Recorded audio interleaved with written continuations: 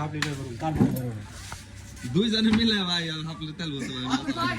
ওকে তো হুন্ডা বেকার 3 দিন পরে 3 দিন আমার মানে দিনে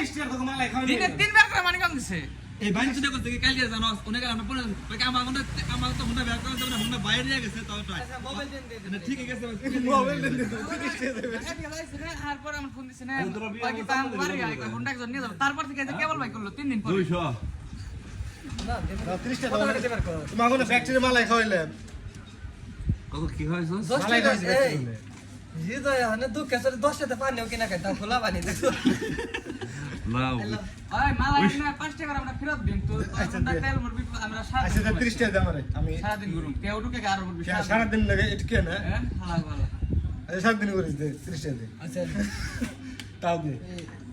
এর বনে না কোন ভাবে এতটুকু বললে কত নেবেন টাকা এতটুকু কত ভাই খারাই এতটুকু দাম দেব বাড়ি দাম দেব আমি বাইতে যাম না এতটুকু লাসি টাকা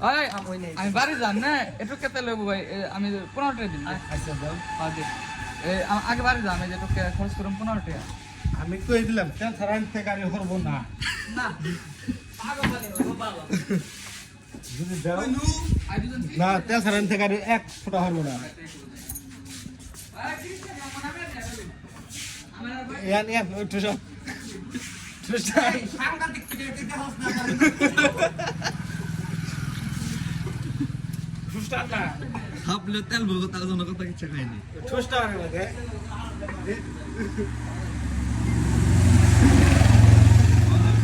বাজা আপনাদের কাছে আমি কিছু শিখেছিলাম